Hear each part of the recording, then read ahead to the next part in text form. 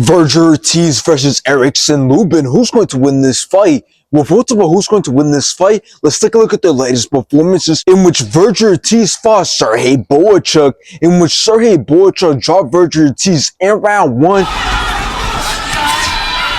nice shot! But then both went a war until Sergey Boychuk dropped Vergil Ortiz once again in round 8. Over the top with a right hand of his own. Nice left hook! But then Vergil Ortiz brought it back, walked Sergey Boychuk in rounds 8, 11, and 12, and Vergil Ortiz won by decision.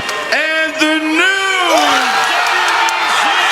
Now after this, Vergil Ortiz wanted to fight Israel Majimov, in which both started off very slow until Vergil Ortiz let his hands go, landed some great shots, completely outlanded Israel Majimov, and Vergil Ortiz won by decision. And still, Now let's take a look at Erickson Lubin's latest performances, in which he fought Jesus Ramos, in which it was a very close fight. Both started off very fast, both went back and forth, both had some great combinations, but Erickson Lubin won by decision. Now after this, Erickson Lubin wanted to fight RJL Holmes Jr., in which Erickson Lubin started off great, dropped RJL Holmes Jr. you can try to stop this fight.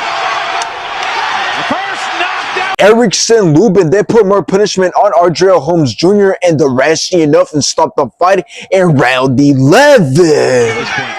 Erickson Lubin want to get back to a title opportunity, and he does it! Now, this fight is going to be crazy, so let's get straight into how this fight can play out. Well, here's the thing. I don't want to discredit Erickson Lubin because he's definitely a sharp boxer with great skill sets, but there's just a lot of things that seem to be going against him in this fight, like the fact that he just came back this year after not having fought since 2023, and when comparing both men's resumes and latest performances, Vergil Ortiz definitely beats him. Not to mention that stylistically, this doesn't look like it's going to favor Erickson Lubin, so in this fight, I'm expecting Vergil Ortiz to be on the front foot, looking to let his hands go and stay busy, and if he can sit down on his shots, Erickson Lubin is definitely going to be in trouble. I mean, we've seen Jesus Ramos have success with getting things going and landing some crazy combinations on Erickson Lubin, and I believe we're going to see the same thing from Vergil Ortiz. So I got Vergil Ortiz winning this fight. I believe he's going to be the one pushing the pace of the fight, and he will be landing not only the better shots, but a lot more shots. The only way I can see Erickson Lubin winning this fight is by doing a good job of not getting overwhelmed by the pressure, staying sharp, picking his shots, and maybe he can do enough to take the win, but I don't see this happening because, again, Vergil Ortiz is going to be aggressive on the front foot, and I don't see Erickson Lubin being able to stand his ground. And after Vergil Ortiz wins this fight, which this was supposed to be a step down in competition, after Vergil Ortiz had fought 2 very good fights against 2 very good opponents,